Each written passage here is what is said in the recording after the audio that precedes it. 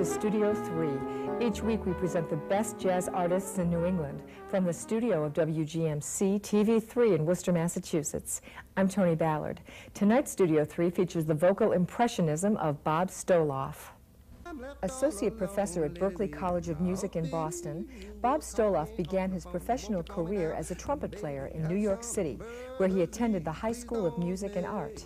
His enthusiasm for music, especially jazz, prompted him to study several other instruments as well, including drums, flute, and acoustic bass. In 1983, Bob joined the European a cappella group Jazz Vocal Summit, which included Bobby McFerrin, who became his mentor.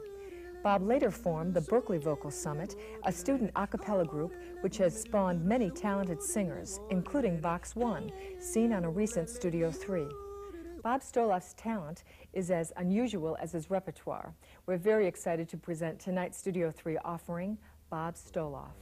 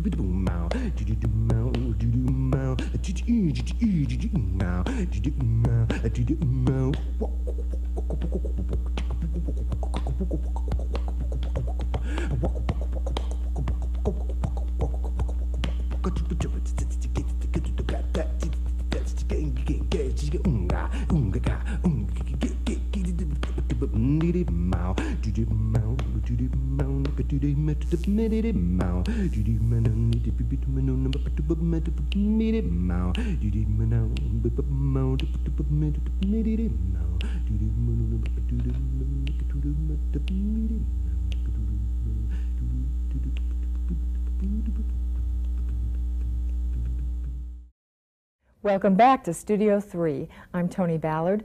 Tonight we're presenting the amazing solo voice of Bob Stoloff. Although he had worked for many years as a musician, playing trumpet, drums, flute, and acoustic bass, Bob's decision to become a professional vocalist was inspired by the masters of scat singing, Ella Fitzgerald, Jon Hendricks, and Bobby McFerrin. In the early 80s, Bob performed at major jazz festivals throughout Europe with the Jazz Vocal Summit, which included Bobby McFerrin, Ursula Dudziak, and Jay Clayton. When he returned to the States, Bob joined the Boston area vocal jazz group, the Ritz. At Berklee, Bob teaches a variety of courses, but his specialty is spontaneous group improvisation, where he teaches small a cappella choirs how to create spontaneous music by combining vocal skills and intuition. He also teaches vocal improvisation clinics throughout the United States, Europe, and Canada, and each year holds his own vocal jazz camp in Bologna, Italy. Bob's two publications, Vocal Improvisation in the Bebop Idiom and Vocal Drum Grooves, are available through Jamie Aebersold Jazz. Studio 3 continues with the extraordinary talent of Bob Stoloff.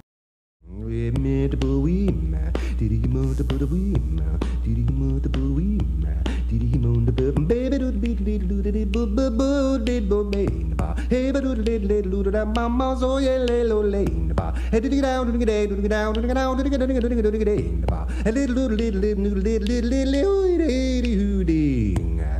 me the boy mound, could do the moon and a bippity mound. Did he me the boy mound, could do the moon and a bippity mound. Did he me the boy mound, could do the moon and a bippity mound. Did he mount the boy mound, did he moan the boat and say, did he get down, did he get down, did he get down, did he get down, did he get down, did he get down, did he get down, did he get down, did he moon and a bippity mound. Did he me the bib, wee, did little bit, made a bit of a little toy and I'm in it. Did he me the boy mound?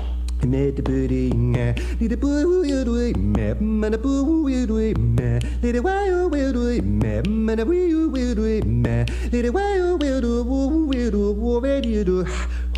Did you hear it? Mount, could you minute of the mount, could you minute of the mount, with the made of the mount, did he minute of the mount, could you minute of the mount, did he minute of the mount, could you minute of the mount, did he made the boon, so about little mount, did he minute of the mount, did he made the put it little, but it's bowling, did he made the boy mount, did he made the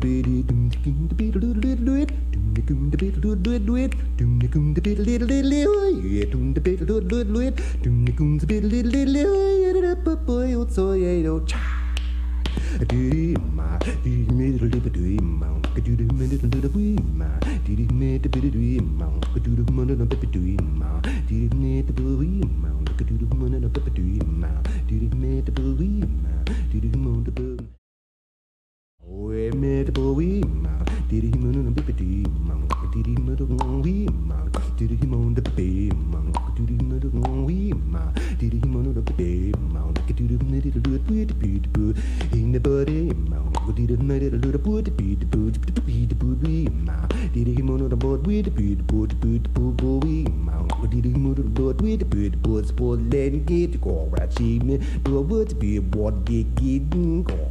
Did you do the boats or what did get all yet or we did it sorry didn't it or we do it or did it or the bobby ma did me the pippity could do the murder the boy ma did him on the pippity mount could do the murder the boy ma did the pippity mount could do the way the boy the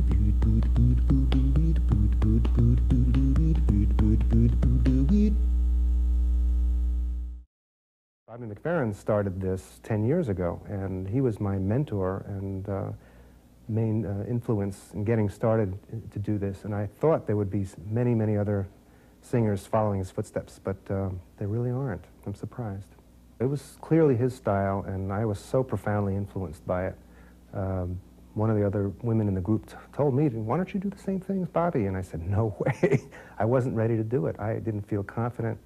And with McFerrin doing it as well as he did it, it took several years for that to sink in and for me to study his singing and find out what to work on. And then to go through a phase, which is normal. I did this with Jon Hendricks and Ella Fitzgerald and Mel Torme and many other singers. You go through a phase of imitation. You listen very closely and you copy the style. And I remember auditioning for Jon Hendricks once, and I didn't get the gig, and I think part of the reason was because I sounded just like him. I threw in all his licks, and I was thinking at the time, well, I got this, so he'll love it. And of course, he probably didn't. But, you know, but McFerrin was really influenced, but it did take a long time to digest what he was doing and then to find out what Bob Stoloff is, you know, and not to be in his shadow and saying, well, he's just another McFerrin. And nobody says that. They feel that I've got my own sound and my own interpretation, and it's true. But it took a little separation. But I think that's a normal way of learning when you're going down a path, you know. Is to find somebody who's your mentor, somebody you really like to listen to, do what they do, and then find your own version of that. Hey, did it man on the yeti, Peter Parker, wow, wait. But you see the lady, but you did little, you don't mind better. I did a wood above me, you bought the world out.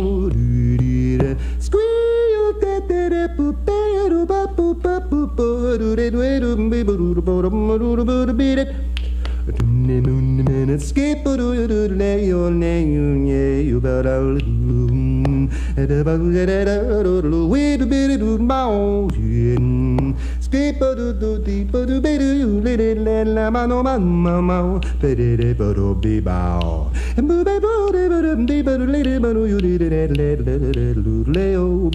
Little baby love shown and short and mama's little baby love shown and bread. Little papa baby but yeah da da da little baby doom doom squeeze doom boom squeeze the most difficult concept to teach my students at Berkeley and at my clinics all over the world is not to be afraid to take chances. Improvisation is a scary thing. I didn't realize how frightening it was, especially for singers. There's a feeling of nudity, you know, you don't have that metal trumpet in front of you or the drum. The drums is the best thing to hide behind. Or a nice big piano, you know, where you've got ivory and wood. The singer, that's it, you're out there, and they're really frightened. They don't have anything to either hide behind or a music, or some kind of conceptual approach. So I always preface my classes with, you're not going to learn this in one semester. You're not going to learn how to do this in 1 year. You're not going to, it may take 5 or 10 years. It took me 30 years. I play, you know, I give them my background and explain. It may look easy when I come up here and go, that is easy, but I put in my time studying, you know, technique, not vocal technique. So I'm sort of like the reverse. Instrumental technique, and so they have to understand it's going to take a long time. Some of them get it, and they get it great. You saw Vox 1, you know. A lot of them came in with tremendous talent anyway, and some of them developed it. So it can be done, but you have to be really devoted and put in the hours. And I tell my students, you know, your first assignment is get a drum set, get a bass, get a horn, some kind of horn, play these instruments. Listen to Ella Fitzgerald and Louis Armstrong and the Boswell sisters, everybody, you know, McFerrin. And I make them listen to all these people, and I test them on it, you know, it's part of the course. But I'd say that would be the hardest thing, is to take chances. Don't be afraid. Go for it.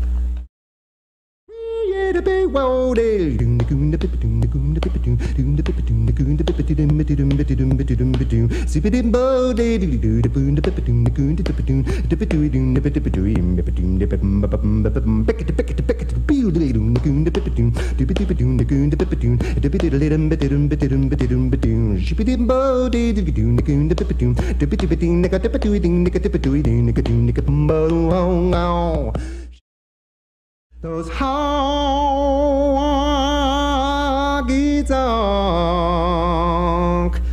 blues, you didn't want it, little want it,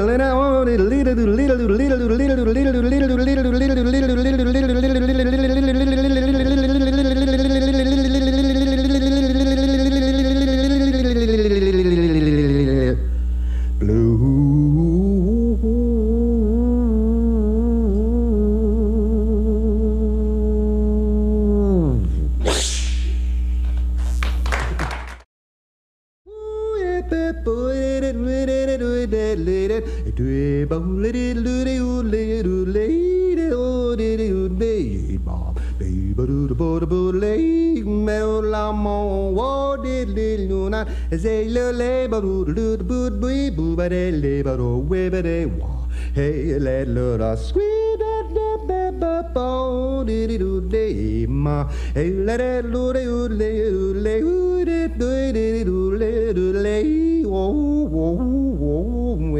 les mademoiselles,